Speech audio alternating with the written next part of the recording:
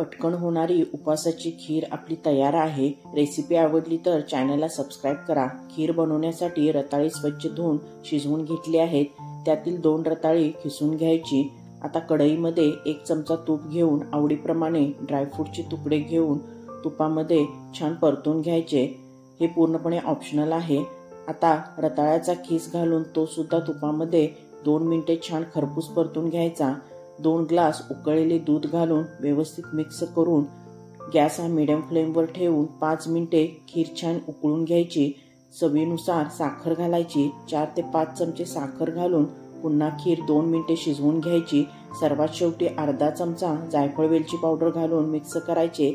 Gas बंद करायचा। तुम्ही येथे बघू शकता खीर पूर्णपणे थंड झाल्यावर एकदम दाटसर झाली आहे। पटकन होणारी उपवासाची पौष्टिक खीर आपली तयार आहे। ही खीर तुम्ही उपवासाला नक्की करून खा।